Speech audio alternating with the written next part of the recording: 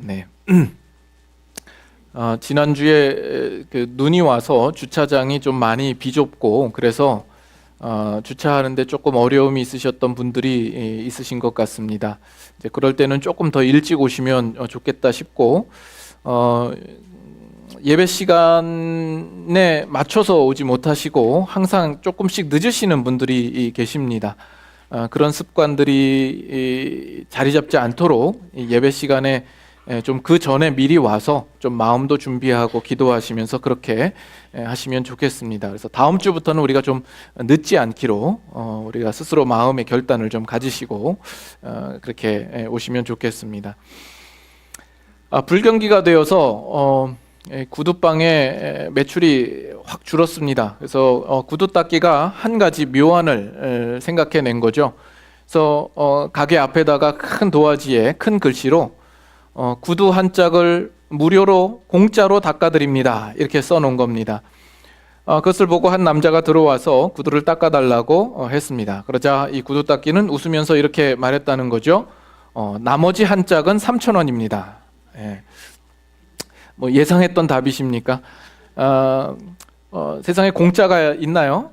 공짜가 없다. 이렇게 많이들 이야기를 하는데 한 어린아이의 한 초등학교 1학년쯤 되는 어린아이의 그 시를 잠깐 보여주실까요? 공짜라는 제목으로 이렇게 시를 썼네요. 박효현 어린이의 선생님께서 세상에 공짜는 없다고 하셨다. 그러나 공짜는 정말 많다. 공기 마시는 것 공짜, 말하는 것 공짜, 꽃향기 맡는 것 공짜, 하늘 보는 것 공짜, 나이 드는 것 공짜, 또 바람 소리 듣는 것 공짜, 미소 짓는 것 공짜, 꿈도 공짜, 개미 보는 것 공짜. 공짜가 또 많은 것 같아 보이기도 해요. 여러분들이 예수 그리스도를 믿어서 구원을 얻는 것, 이것도 공짜인가요? 네, 과연 그럴까? 네, 우리가 말씀을 통하여서 그 부분도 다시 한번 짚고 넘어가려고 생각을 하고 있습니다. 이제는 율법 외에 하나님의 한 의가 나타났다 하는 이 말씀을 가지고 우리가 이미 여러 차례 여러분들과 함께 나누었습니다. 오늘까지 치면 이제 5차례에 걸쳐서 이 말씀을 나누게 됩니다. 왜 이렇게 같은 본문을 가지고 오랫동안 이렇게 말씀을 나누는 걸까요? 왜 그럴까요? 답은 분명하죠. 이 말씀과 이 사실이 우리에게 너무나도 중요한 사실이기 때문에 그렇습니다. 당시 로마에 있는 그리스도인들에게만이 아니라 이 목사에게만이 아니라 예수 그리스도를 믿는 신자된 여러분 모두에게도 이것이 너무나도 중요한 사실이기 때문에 그렇습니다. 그래서 이 본문을 가지고 말씀을 진행하는 동안에 여러분들은 이 말씀 속에서 복음의 진수를 보셔야 합니다. 우리의 신앙의 정말 놀라운 면과 정말 충격적인 사실을 여러분들은 발견하실 수 있어야 하는 겁니다. 그래서 지난 이 본문을 가지고 말씀을 나누는 이 모든 시간들 속에서 여러분들이 어떤 벅찬 마음도 감동도 감사도 감동도 은혜도 느끼지 못한다고 한다면 그것이 바로 여러분들이 신앙을 겉도는 이유요, 여러분들의 신앙에 힘이 없는 이유라고 할 것입니다. 오늘 이 본문을 가지고 마지막으로 이제 여러분들과 함께 나누게 될 건데 여러분들은 마지막 찬스다라고 생각을 하시고 이 말씀을 통하여서 여러분들은 여러분들의 믿음이 어떻게 반응하는가 하는 것을 스스로 한번 점검해 보셔야 합니다. 그래서 내가 과연 이 말씀을 온전히 이해하고 있고 이 말씀의 깊고 크고 놀라운 면들을 과연 내가 진심으로 정말 실제적으로 알고 있는가 스스로 테스트를 해보셔야 합니다. 율법 외에 나타난 하나님의 한 의, 이것은 오직 예수 그리스도와 그의 십자가로 말미암아 나타난 새로운 계시입니다. 그래서 말씀에도 나오죠. 곧 예수 그리스도를 믿음으로 말미암아 모든 믿는 자에게 미치는 하나님의 의라, 이렇게 이야기를 하고 있죠. 우리가 잘 알고 있는 종교 개혁자 마틴 루터는 로마 캐톨릭에서 신앙생활을 하며 자랐습니다. 근데 그가 가르침을 받은 것은 이 현세에서는 어느 누구도 구원에 대하여서 어떤 확신도 가질 수 없다라고 그렇게 가르침을 받은 겁니다. 그러니까 너는 교회에 언제나 의존해야 된다. 교회의 의식을 준수해야 한다. 이렇게 가르침을 받았던 거죠. 그랬던 이 마틴 루터에게 이 로마서의 이 구절이 눈에 들어온 겁니다. 믿음이라는 것이 하나님께서 우리에게 주신 하나의 새로운 의이구나. 이 믿음으로 말미암아 우리가 의로운 자리에 이를 수 있구나 하는 것이 그의 눈에 들어오며 이 사실이 얼마나 놀라운가를 깨닫게 된 겁니다. 여러분들도 여러분의 눈이 띄어져서 정말 이 사실이 우리에게 어떻게 놀라운가를 분명히 볼 수 있기를 원합니다. 그러면서 이것은 차별이 없다라고 이야기를 합니다. 왜 차별이 없다라고 이야기를 하는 걸까요? 23절에 보면 모든 사람이 죄를 범하였음에 하나님의 영광에 이르지 못하더니 이렇게 나옵니다. 여기에 모든이라는 수식어를 쓰고 있다는 것에 주목하셔야 됩니다. 그래서 모든 인간은 다 죄 아래에 있어서 하나님의 영광에 이르지 못합니다. 그런데 또 예수 그리스도를 믿음으로 말미암아 모든 믿는 자에게 미치는 하나님의 의가 되기 때문에 차별이 없다라고 이야기를 합니다. 우리에게 미치는 그 하나님의 의는 차등적으로 누구에게는 주고 누구에게는 주지 않는 그런 차등적으로 주어지는 의는 아니다라는 겁니다. 모든 믿는 자에게 미치는 하나님의 의이기 때문에 차별이 없다 하는 겁니다. 물론 우리가 살아가는 이 세상 속에서는 죄의 정도에 따라서 그 죄질이 다르게 느껴지죠. 그래서 사기꾼이 있고 도적질하며 절도를 행하며 심지어는 사람의 생명을 앗아가는 살인죄가 있습니다. 그러나 또 다른 사람이 볼 때에는 전혀 죄라고 여기지 않을 만큼 아주 작은 죄가 있는 거죠. 근데 사람마다 정말 작은 죄임에도 불구하고 큰 양심의 가책을 가지는 사람들이 있습니다. 어떤 사람은 웬만한 죄를 저질러도 죄책감을 가지지 않는 사람들이 있고 심지어는 사람을 죽여놓고도 전혀 죄책감을 가지지 않는 사람들이 있습니다. 이렇게 상대적이다 보니까 죄를 짓고도 나는 저 사람보다는 상대적으로 죄를 덜 졌어 라고 생각하는 사람이 있죠. 그래서 자신이 교회에 들어와서 교회에서 죄인이라는 지적을 받을 때에 상당히 불쾌하게 여기는 사람들도 있습니다. 그래서 신앙적으로 이야기를 할 때 우리가 죄인된 사실을 정말 진지하게 뼈저리게 진심으로 느끼는 자만이 하나님의 은혜와 기독교의 복음의 깊이와 그 놀라운 것을 더 충만하게 알 수 있습니다 라고 이야기를 하면 누군가는 저에게 이렇게 이야기를 하는 거죠. 목사님, 아니 그렇다면 이 사회 속에서 큰 중범죄를 지고 감옥에 간 사람들은 더 하나님의 은혜와 더 큰 하나님의 사랑을 더 체험할 수 있지 않을까요? 그러면 우리도 더 큰 하나님의 은혜를 경험하기 위해서는 그렇게 감옥에 가고 더 큰 죄를 지어야 되는 것 아닙니까? 이렇게 묻는 것은 그 당사자가 자신의 죄는 상대적으로 그들보다 덜하다라는 생각을 가지고 있는 것이요, 그리고 자신의 죄에 대하여서 심각하게 생각하지 않는 경향이 있다라는 이야기가 될 수도 있는 것이죠. 여러분들은 어떻습니까? 우리가 아무리 도덕적으로 깨끗하게 살고 선하게 살고 법 없이도 살 만큼 아주 의롭게 산다 할지라도 우리 모두는 하나님의 영광의 기준에 다 미치지 못합니다. 그리고 그 하나님의 영광의 기준이라는 것은 우리의 생각보다 훨씬 크고 높은 것입니다. 헨드리 모울 주교라는 사람이 이런 말을 했습니다. 헨드리 모울 주교가 어떤 사람인지 여러분 아십니까? 저도 모릅니다. 그냥 그 이름을 대면 좀 더 있어 보일까 싶어서. 근데 괜찮은 말을 한 거죠. 창녀나 거짓말쟁이나 살인자들은 하나님의 영광에 미치지 못합니다. 그러나 당신도 마찬가지입니다. 그 사람들이 갱도의 가장 밑바닥에 서 있을 수 있습니다. 갱도라는 것이 뭔지 알죠? 그 탄광에 보면 그 지하 깊숙이 석탄이나 광산을 캐기 위하여서 만들어 놓은 길입니다. 그들이 그 갱도의 가장 밑바닥에 서 있을지 모르고 당신은 이 세상에서 가장 높은 산의 꼭대기에 서 있을지 모릅니다. 그러나 당신이나 그들이나 하늘에 있는 그 별에 손이 닿을 수는 없습니다. 하나님의 영광이 마치 무엇과 같냐면 저 하늘에 떠 있는 별과 같은 것입니다. 그 별은 이 지구에서부터도 수십 년, 수백 광년 떨어져 있는 위치에 있는 것이죠. 근데 우리가 비교하는 정도는 뭐냐면 내가 다른 사람들보다 좀 더 높은 자리에 서 있다라는 것으로 나는 저 사람들과 같이 취급될 수 없어. 나는 저 정도의 죄인은 아니야. 내가 이 세상에서 사는 동안에 다른 사람에게 뭐 피해주고 그런 적 있어? 나는 저 정도에 비하면 참 선한 사람이지.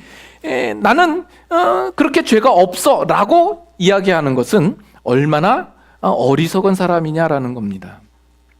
그래서 모든 사람이 죄를 지었음에 하나님의 영광에 이르지 못한다라는 이 선언에 대하여서 저촉되지 않는 인간은 한 명도 없는 것입니다. 그리고 그 결과는 하나님의 진노요, 하나님의 심판밖에 남은 것이 없으며 인간의 처지는 절망 가운데 놓여 있을 수밖에 없는 것이 되는 겁니다. 그러나 이제 우리에게 새로운 한 의가 나타났다고 합니다. 이 하나님의 의를 뭐라고 설명을 했죠? 하나님의 의로운 성품을 따라 그의 의로우심을 나타내실 뿐만 아니라 불의한 자와 경건치 않은 자를 의롭게 만드시는 하나님의 방법이라고, 의로운 방법이라고 이야기를 드렸습니다. 그것이 그 의가 나타나자 24절 마지막에는 너희가 의롭다함을 얻은 자 되었느니라 이렇게 선언을 하고 있는 것이죠. 이것을 신학적인 표현으로 칭의라고 합니다. 의롭다 칭함을 받았다 하는 겁니다. 이거는 법정적인 법률적인 용어입니다. 의롭다라고 선포하는 것이죠. 이것은 하나님의 선언이요, 하나님께서 선언하는 즉시 바로 효력을 발생하게 됩니다. 그러나 이렇게 의롭다고 선언하는 것이 그 사람이 도덕적으로도 의롭고 거룩한 자가 되었다라는 의미는 아닙니다. 우리가 더욱 거룩하여지고 그리고 수준적으로 의로워지며 성숙한 자리로 가기까지는 그것은 멀고도 긴 싸움이죠. 우리의 평생의 과업이라 할 것입니다. 그것은 신학적인 용어로 성화라고 하죠. 그러나 칭의라고 하는 것은 우리가 의롭다 선언함으로써 우리가 점진적으로 거룩하게 나아가는 그 길에 이제 들어서기 시작하게 된 겁니다. 그래서 칭의와 성화는 결코 분리될 수 없이 연결되어 있다라고 이해를 하셔야 할 것입니다. 죄 있는 자를 향하여서 이제 법정에서 무죄를 선고합니다. 이제는 죄 없다 선고합니다.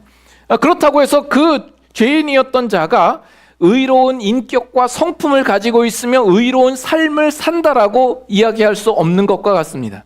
그가 무죄를 선고받고 이제 감옥에서 풀려나겠지만 이제 이 사회 속에서 온전한 시민으로, 성숙한 시민으로 살아가야 할 삶의 책임이 그에게 남아 있는 것이죠. 그래서 우리에게 칭의가 주어진 것으로 실제적인 우리의 삶이 그 즉시로 변하지는 않습니다. 이것은 하나님의 선언이요, 우리를 의롭다고 간주하시는 것이요, 우리를 의롭다고 인정하시는 차원에서 우리는 의인이 된 것입니다. 그러나 이제부터 중요합니다. 잘 듣고 계시죠? 이제부터 중요합니다. 이 일이 어떻게 이루어졌는가 하는 이 부분입니다. 이것이 오늘 우리가 풀어야 할 숙제인 겁니다. 우리를 의롭다 칭하시는 이 놀라운 선언이 어떻게 일어나게 됐는지 우리는 좀 더 자세한 설명이 필요하지 않을까요? 왜냐하면 이 본문이 들어서기 바로 전까지 사도 바울은 그의 논증을 따라서 유대인이나 이방인이나 할 것 없이 모든 사람을 유죄 판정을 내린 겁니다. 그래서 그들을 법정의 피고석에 다 앉혀놓았습니다. 그런데 바로 이 본문이 들어오면서 그들을 의롭다 칭하는 그 갑작스러운 변화가 일어난 거예요. 어떻게 이런 선언이 갑자기 나올 수 있었는가 하는 겁니다. 어떻게 나올 수가 있었죠? 24절을 보시죠. 그리스도 예수 안에 있는 속량으로 말미암아 하나님의 은혜로 값없이 의롭다 하심을 얻은 자 되었느니라. 자, 이것이 그 물음에 대한 분명한 답입니다. 그러나 지금 이 구절 안에는 그 되어지는 표현과 그 단어마다 사실 큰 의미가 담겨져 있습니다. 상당히 우리 기독교와 우리 신앙에 있어서도 중요한 단어가 될 수 있는데, 우리가 이 구절에 나타난 그 단어들을 제대로 곱씹지 않고 신앙을 가지기 때문에 자칫 우리의 신앙은 참 알찬 신앙이 되지 않고 그냥 뭐라 그러나 가볍기 짝이 없는 그런 신앙이 되기가 쉽습니다. 그래서 우리가 이 구절을 잘 생각해 보아야 합니다. 먼저 우리가 가장 먼저 오해하고 있는 부분부터 확인을 하려고 합니다. 여기 보면 하나님의 은혜로 값없이 의롭다함을 얻은 자 되었다 이야기를 합니다. 은혜로 값없이. 그것은 뭐예요? 하나님께서 우리에게 주신 선물 아닙니까? 전혀 무상으로 우리에게 내려주신 하나님의 선물이라 할 것입니다. 자, 이 부분을 우리가 어떻게 이해하느냐? 먼저 은혜라는 부분을 생각해 보도록 하십시다. 제가 질문을 하나 드리도록 하죠. 우리가 의롭게 된 것과 우리가 구원을 얻게 된 것이 그 하나님이 사랑의 하나님이시기 때문이다. 명제가 맞아요? 틀려요? 네? 맞아요? 틀려요? 이제는 여러분들이 지혜로우셔서 제가 뭘 말하면 대답을 안 하시는데, 사실은 뭔가 아주 깊은 의미가 있을 것처럼 생각하지만 단순한 질문입니다. 맞는 대답 아니겠어요? 우리가 의롭게 되어 구원 얻은 것은 우리 그 하나님이 사랑의 하나님이시기 때문입니다. 그건 맞는 대답입니다. 맞는데도 불구하고 그 안에 오해가 있을 수 있다는 점입니다. 우리 하나님은 분명히 사랑의 하나님이에요. 은혜의 하나님이에요. 용서의 하나님이에요. 그런데 문제는 뭐냐면 우리는 그 한 가지로 그 모든 문제를 다 해결하고 풀어내려고 하기 때문에 문제가 생기는 겁니다. 다른 것들은 다 차치해 놓고 그 하나님이 정말 마음씨 좋고 관용이 넓은 그 하나님이시기 때문에 우리가 아무리 죄를 진다 그래도 우리의 죄를 한없이 용서해 주실 수 있는 하나님이시기 때문에 우리가 의롭게 되었다라고 생각하는 겁니다. 예수님께서 이 땅에 오신 것은 그 하나님의 사랑이 어떠하신지 그가 몸소 실천하셔서 그 사랑을 우리에게 보이시기 위하여서 오셨다라고 이해를 하고 있습니다. 그리고 교회라는 것은 바로 그 사랑을 실천하는 곳이다라고 생각을 하는 거죠. 그래서 기독교의 본질은 곧 사랑이다. 기독교는 사랑의 종교다라고 말하는 것입니다. 근데 그렇게 이해를 하다 보니까 한 가지 걸리는 문제가 뭐냐면 그런 하나님인데 왜 지옥을 만드셨을까? 이 부분이 이해가 안 되는 거죠. 구약 성경에 보면 하나님께서 전쟁을 일으키시기도 하시고 무고한 백성 같은 데에도 그들을 몰살시키고 그들을 죽이는 데에 있어서 하나님이 인정하고 허락하는 데 대하여서 그 모순이고 그 사랑의 하나님과 맞지 않는 그런 일에 대하여서 이해가 안 되는 거죠. 우리가 의롭게 된 것도 우리의 죄를 한없이 용서하여 주시는 그 크신 사랑의 하나님이시기 때문에 우리를 의롭게 만들어 주셨다라고 이해를 하는 겁니다. 여기에는 아주 중요한 내용이 하나 빠져 있죠.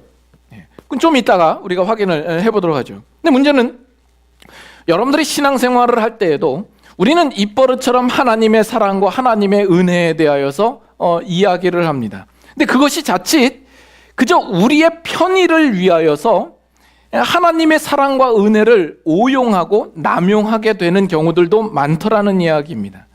다만 내가 짓고 있는 그 죄를 좀 더 무마시키기 위해서 또는 내가 좀 더 편한 마음으로 죄를 짓기 위해서 하나님의 사랑과 하나님의 은혜를 하나의 좋은 구실로 삼아두고 있는 거죠.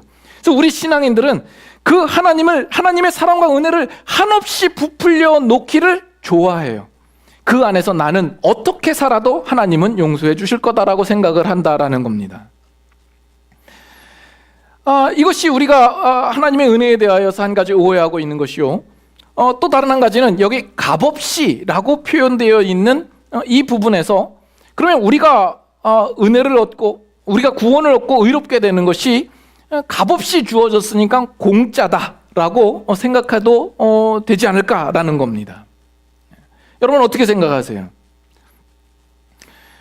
처음에 질문을 드렸는데 이젠 더 말하기가 힘들죠. 우리가 실제로 구원을 얻은 것이 공짜로 구원을 얻었다 이렇게 실제로 여러분들이 입으로 고백하지 않고 있다 할지라도 여러분들의 신앙 이해가 마치 공짜처럼 이해하고 신앙생활을 할 수 있는 위험성이 얼마든지 있습니다. 어떻게 보면 뭐 우리가 뭘 지불한 것도 아니고 우리의 공로로 우리가 구원을 얻은 것도 아니고 정말 뭐 하나님의 은혜로 주어진 것이요 값없이 주어진 것이기 때문에 공짜라고 해도 사실 무방하지 않을까 이런 생각을 여러분들 하시지 않습니까? 그러나 그럼에도 불구하고 그런 표현과 그런 단어로 이해하지 말아야 할 분명한 이유를 제가 두 가지를 생각해 봅니다.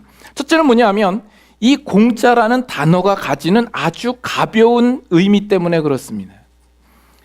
공짜라는 것은 우리가 일상생활을 살면서 생각지 못하게 값을 지불하지 않고 무언가 획득하고 얻게 된 것을 두고 이야기를 하지 않습니까? 그걸 속된 말로 땡 잡았다. 우리가 이렇게 표현을 하기도 하고 여러분들이 마트에 가면 바이 원 겟 원 프리가 있죠. 그건 사실 다 상술인데 그분들이 결코 손해보고 우리에게 공짜로 주지는 않을 겁니다. 그죠? 다만 바이 원 겟 원 프리 그러면 우리가 좀 더 득보는 것 같고 기분 좋게 그거를 사는 경우들이 있습니다. 제가 예전에 이베이에서 테니스 라켓을 하나 살라고 주문을 했습니다. 주문을 했는데 거기에 포스트 되었던 내용과 좀 다른 것이 뭐냐면 그거를 받아보니까 그 그립 사이즈가 맞지를 않는 거예요. 그래서 커스터머 서비스에 컴플레인을 했죠. 그래서 너 이것과 다르다 이렇게 컴플레인을 하니까 그 상담자가 이야기하기를 다음 주 월요일까지 셀러한테 연락을 해보고 셀러한테 연락이 안 오면 리펀드를 해주고 너는 그 라켓을 그냥 가져라 이렇게 된 거죠. 그래서 월요일까지 연락이 없기를 간절히 기다렸고 결국엔 연락이 없어서 돈은 리펀드 받고 라켓은 하나 공짜로 얻게 된 거죠. 이 공짜가 주는 기쁨이 있죠. 여러분들도 다 느껴보셨을 겁니다. 그렇죠? 그러나 공짜를 너무 좋아하지 말라 그러죠. 공짜를 너무 좋아하면 어떻게 된다고요? 그런 속설이 있습니다. 그래서 공짜 그러면 어떤 이미지예요? 우리가 일상을 살면서 그렇게 부족하지 않은 삶을 살면서도 그러다가 어느 것 하나를 그저 기분 좋게 생각지 못하게 값을 지불하지 않고 그냥 하나를 얻은 느낌이 되는 거죠. 다시 말해서 그저 그냥 있어도 좋고 없어도 좋을 만한 것, 물론 있으면 좋겠지만, 그렇죠? 있으면 좋은 것이지만 그것이 내가 값을 지불을 하지 않고 그냥 득템한 거죠. 하나의 아이템을 그냥 돈을 지불하지 않고 하나 추가적으로 얻은 느낌 정도로만 우리는 공짜를 이해하곤 있습니다. 그래서 이 공짜라는 개념 속에는 어떤 절박함도 없고요, 간절함도 없고요, 우리의 생명을 위협받을 만한 어떤 위기감 같은 것이 전혀 없습니다. 그저 하나를 추가적으로 보탰을 뿐이다라는 생각이 있을 수 있다라는 점입니다. 이것이 여러분들의 신앙생활 하시는 이유 가운데에도 혹시 이런 공짜 같은 기분으로 신앙생활을 하시는 분 있지 않습니까? 예수 믿으면 구원을 얻는데 그 구원을 얻는데 뭐 돈이 들어가? 뭐 돈 들어가는 것도 아니고 그냥 죽어서 있을지 모르는 그 천국을 위해서 그냥 보험 하나 든다 생각을 하고 공짜니까 그냥 은혜로 주신다니까 그냥 그렇게 믿자라고 생각하는 거죠. 그래서 여러분의 신앙생활 가운데서 그런 어떤 절박함이 없어요. 그런 어떤 긴장감 같은 것도 없고 위기감 같은 것도 없는 거예요. 여러분들이 이 세상을 살아갈 동안에 내가 추구할 것 다 추구하고 누릴 것 다 누리면서 거기에다가 기독교 신앙이라는 것을 그저 하나 추가해서 얹어놓은 것 정도로만 생각을 하고 신앙생활을 하기도 한다라는 겁니다. 과연 이 공짜가 우리의 신앙의 개념에 있어서 올바른 개념인가 하는 겁니다. 또 한 가지는 이 공짜라는 단어 자체가 우리에게 결코 어울리지 않는다라고 생각하는 것 중에 하나는 뭐냐면, 이것은 전적으로 내 입장에서만 생각을 하고 있고 하나님의 입장에서는 전혀 생각지 못하고 있기 때문에 그렇습니다.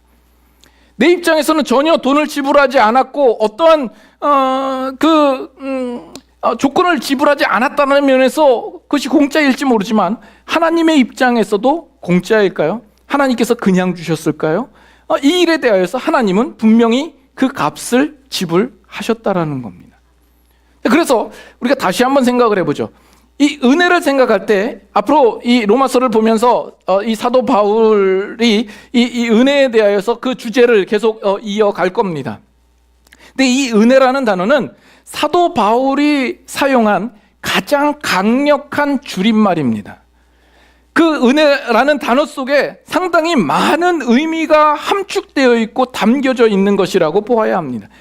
우리 인간이 우리 스스로의 힘과 실력으로는 이룰 수 없는 일에 대하여서 우리 인간을 위하여 하나님께서 그리스도 안에서와 성령 안에서 행하신 우리를 향한 그의 사랑의 이야기 전체를 이 간결하고 아름다운 단어 속에 포함시켜 놓으신 겁니다.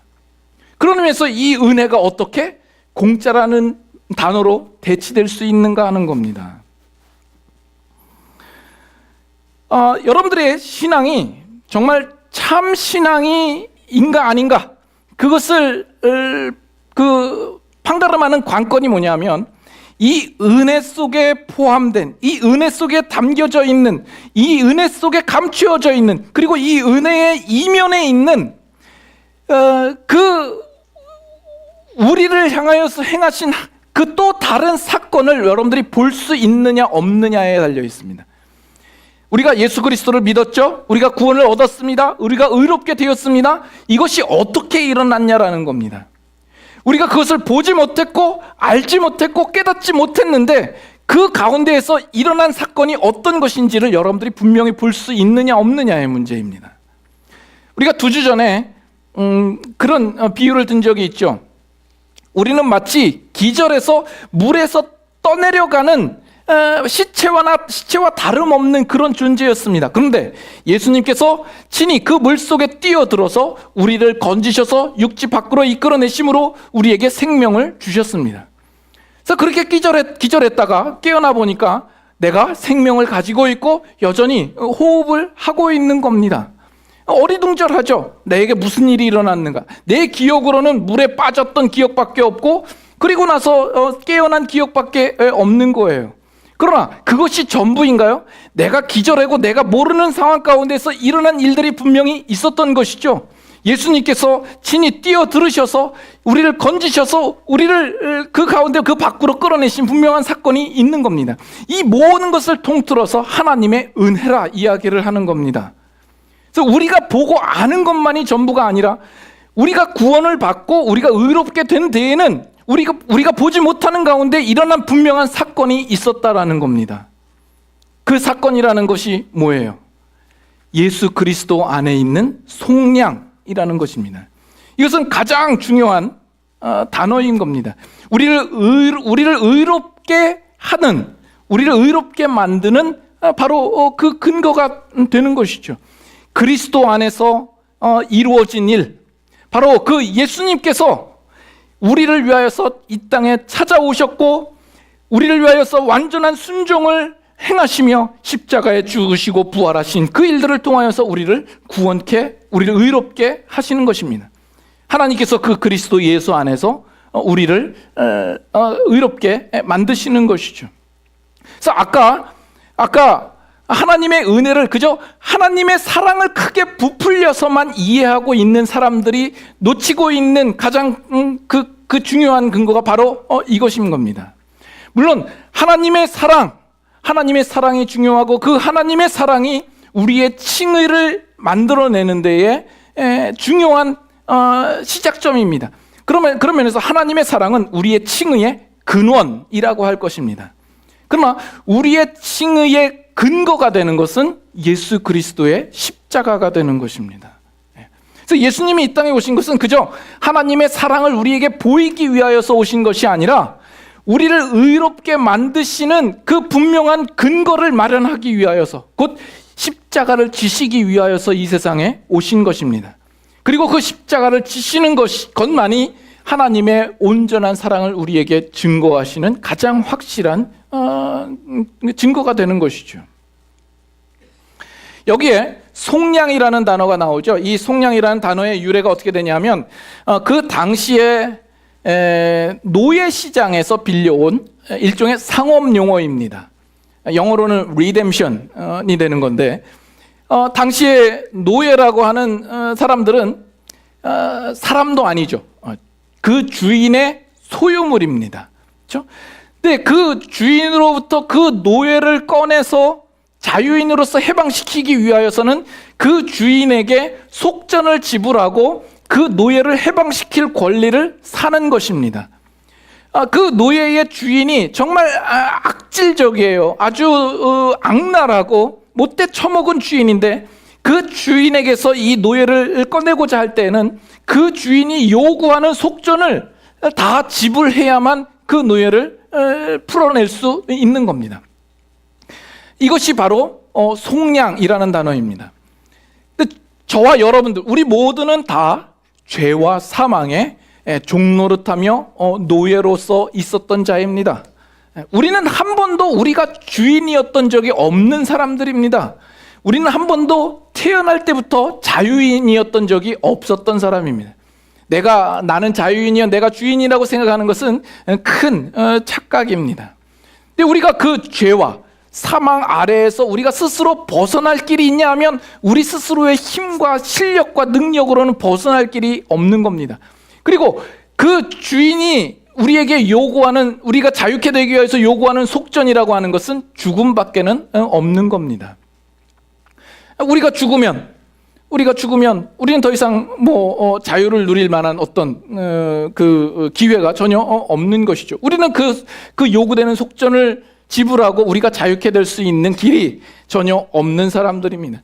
그러나 이제 하나님께서 예수 그리스도를 보내시사 우리를 그 종된 신분에서 자유케 만드시는 것입니다. 무엇으로요? 예수 그리스도의 십자가로 말미암아.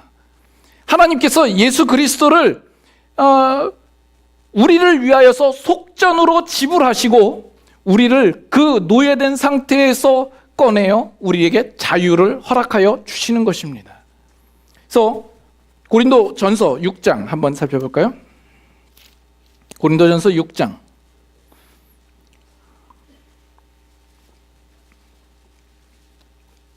고린도전서 6장 19절과 20절 한번 보겠습니다. 고린도전서 6장 19절과 20절. 자, 제가 먼저 읽습니다. 너희 몸은 너희가 하나님께로부터 받은 바 너희 가운데 계신 성령의 전인 줄을 알지 못하느냐. 너희는 너희 자신의 것이 아니라, 다 같이, 값으로 산 것이 되었으니 그런즉 너희 몸으로 하나님께 영광을 돌리라. 여러분들은 하나님께서 값으로 사신 존재라고 이야기를 합니다. 여러분들은 하나님께서 값을 지불하고 여러분들을 이 자리로 불러주신 거예요. 값을 지불했기 때문에 그것은 결코 공짜가 될 수 없는 겁니다. 우리가 잘 아는 말씀 하나 더 보죠. 마가복음 10장 45절. 마가복음 10장 45절. 다 같이 읽습니다. 인자가 온 것은 섬김을 받으려 함이 아니라 도리어 섬기려 하고 자기 목숨을 많은 사람의 대속물로 주려 함이라. 자기 목숨을 많은 사람들을 위하여 대속물로 주려 하심이라 이야기를 합니다. 여기 대속물은 랜섬입니다. 몸값이죠. 우리를 위하여서 자기의 목숨을 몸값으로 지불하시기 위하여서 오셨다라고 이야기를 합니다. 여러분, 지금 남 얘기하는 거 아니에요. 여러분 자신의 얘기입니다. 여러분 자신이 이 자리에 있고 지금 이 존재가 되기 위하여서 하나님께서 행하신 일이 무엇이냐를 생각하셔야 돼요. 하나님께서 그 독생자 아들 예수 그리스도를 우리에게 내어주신 겁니다. 속전으로 주신 거예요. 우리를 위해서 그 대가를 치르신 거예요. 이 얼마나 큰 은혜입니까? 그래서 우리가 어메이징 그레이스라고 이렇게밖에 고백을 할 수밖에 없는 거예요. 자, 그렇다면 그 악한 주인의 노예로 있다가 풀려난 자의 심정이 어떨 거라고 생각하십니까? 그 노예가 자유함을 얻도록 하기 위해서 노예 자신이 한 것이 아무것도 없어요. 그가 자유케 하기 위해서 돈을 지불한 것 아니지 않습니까? 자기의 모아놓은 꽁돈들을 나 자유케 하는데 좀 써주십시오. 그래서 자유케 된 것이 아니지 않습니까? 그 죽음에 뭔가를 보탤 수가 있겠습니까? 우리는 그 노예 입장에서는 아무것도 지불한 것이 없어요. 그래서 그 노예가 와 공짜다, 공짜, 난 공짜로 자유함을 얻었다 이래요? 그런 지금 상황 파악을 못하는 거죠. 지금 그 노예된 자를 위하여서 누군가가 자신의 목숨을 내어주는 그 엄청난 속전을 지불하고 내가 자유함을 얻었다라는 것을 알 때에 그 사람은 그 사람에 대하여서 몸들 바를 몰라야죠. 그렇지 않습니까? 하나님께서 우리를 위하여서 자기 독생자 아들을 내어주신 겁니다. 그 어마어마한 속전과 대가를 지불하고 우리를 사신 것입니다. 여러분 다시 한번 질문해 볼까요? 여러분들은 어떻게 의로움을 얻게 된 것입니까? 그냥 뭉뚱그려서 하나님의 은혜로 됐지요. 그냥 하나님의 큰 사랑을 부풀려서 이해하는 정도로만 이해해도 되는 겁니까? 공짜로 주어진 것입니까? 예수 그리스도의 그 목숨과 그 엄청난 속전을 지불함으로 말미암아서 오늘 우리가 다 이 자리에 와 있는 줄 믿습니다. 그래서 여러분들이 삑사리가 나네. 그래서 여러분들이 그전에는 죄의 편을 들다가 이제는 내가 하나님 편을 들어야지 라고 결단하고 여러분들이 여기 이 자리에 와 있는 것이 아닙니다. 여러분들이 그전에는 내 마음대로 내가 하고 싶은 대로 살다가 이제는 내가 하나님을 믿어야 되겠다라고 믿어서 여러분들이 이 구원의 자리에 이른 것이 아닙니다.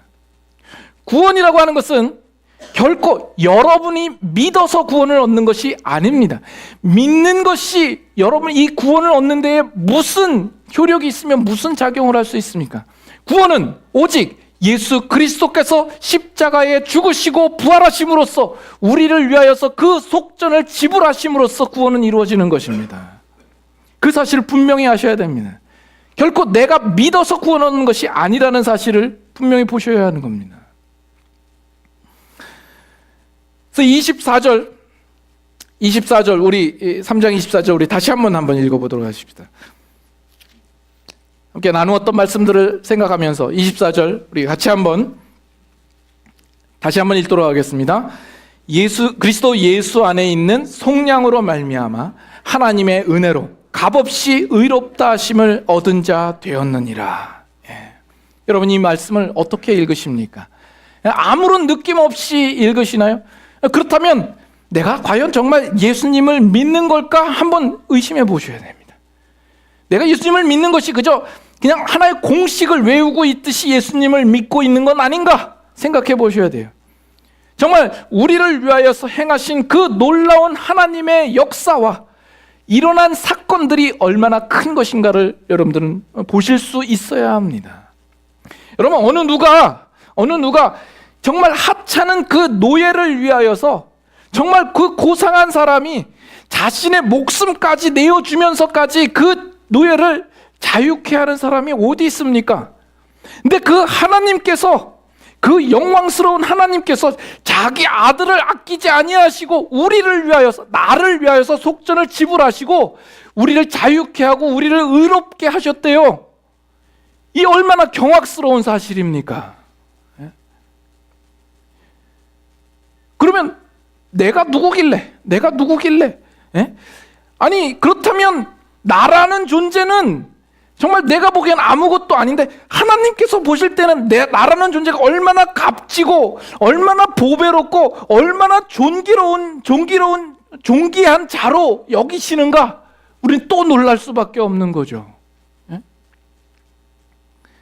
그리고 그렇게 해서 나를 값주고 사신 것이라고 한다면 이제 의롭게 된 자로서 이 세상을 살아가는 앞으로의 모든 삶 가운데에서는 그 하나님께서 나를 향하여서 얼마나 더 큰 열심과 얼마나 더 큰 사랑을 보이시겠는가, 우린 그걸 생각할 때 또 놀라지 않을 수 없는 거죠. 예? 여러분, 저는 이제 달러 수출이 같은 데에서 이렇게 1불짜리 이런 거 사는 거를 좋아해요. 우리 집사람은 무척 싫어하는데, 저는 이게 뭐 1불이고 뭐 100불이고 별로 차이를 못 느껴요. 뭐 옷 같은 것도 뭐 싸구려 사는 거나 명품과 뭐 그렇게 큰 차이를 못 느끼겠어요. 왜 그럴까? 몸이 명품이기 때문에 그런가? 그것도 그럴듯해요. 내 안에 예수 그리스도가 사시기 때문에 그 옷이 뭐가 문제겠어요. 근데 명품을 걸치는 그것으로 그 사람이 명품이 되는 건 아니잖아요. 여러분, 명품 너무 좋아하지 마세요. 뭐 저는 그런 차이를 잘 못 느낍니다. 그래서 뭐 1불짜리 뭐 이렇게 사면 그저 그러다 뭐 고장나고 뭐 쓸모없게 되면 너무나 이렇게 손쉽게 버릴 수 있어서 좋아요. 그냥 1불짜리면 일부러치 값어치만 하면 되는 거 아니에요. 그럼 뭐 그렇게 뭐 손해보는 장사도 아니라고 생각을 하는데, 근데 또 우리가 살다 보면 고가의 제품을 꼭 필요로 한 때가 있어요. 그래서 고가의 제품을 사게 되면 어떻게 해요? 더 아끼고 더 애착을 가지고 정말 기스라도 날까 아주 조심스럽게 다루지 않겠습니까? 그러다 고장나면 본전 생각이 간절하죠. 이게 얼마 주고 산 건데, 그러면서 더 아끼고 광을 내고 그러지 않겠습니까? 차를 사도 좋은 차를 샀다고 한다면 흠집이 나거나 뭐 사고가 난다고 그러면 얼마나 마음이 속상해요. 그래서 많은 값을 주고 산 것만큼 그것에 대하여서 더 마음이 가고 더 이렇게 정말 잘 보관하려고 하는 그런 마음이 있지 않습니까?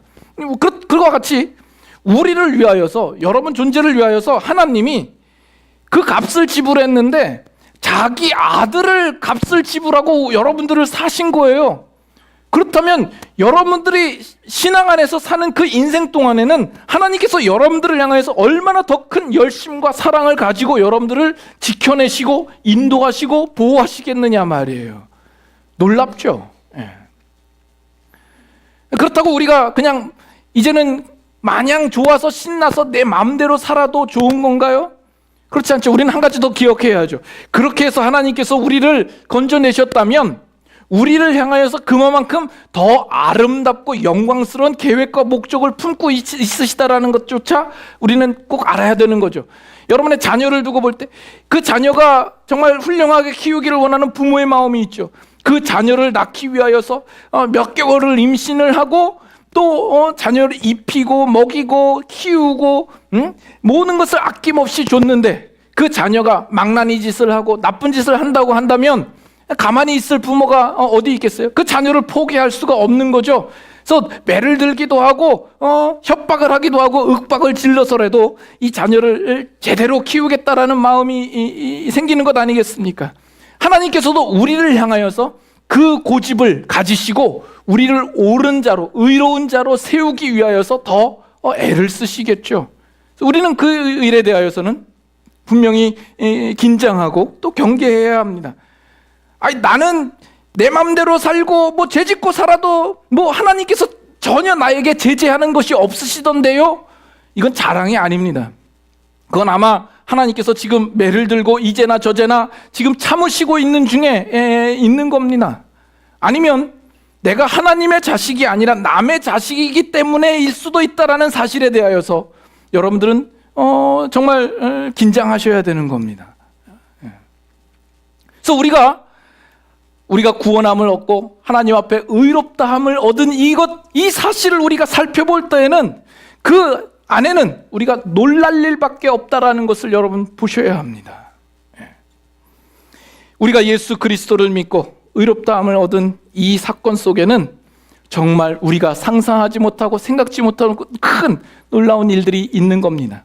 다만 내가 예수님 믿었다, 내가 이 자리에 와 있다, 이것만 보는 것이 아니라 그 뒤에 감추어져서 하나님께서 우리를 위하여 행하신 그 모든 일까지 볼 수 있는 자리까지 와야 합니다. 그리고 그 속에서 하나님께서 나를 어떻게 생각하시고 어떻게 사랑하셨는가, 그리고 앞으로 살아가는 나의 삶 속에서도 어떠한 열심과 사랑을 가지고 나를 이끄실까, 그 기대와 소망 가운데 또 담대하게 살아갈 수 있는 우리의 참된 믿음이 생기게 되는 것입니다. 그 믿음 가운데 사시는 여러분들이 될 수 있기를 바랍니다. 같이 찬양하겠습니다.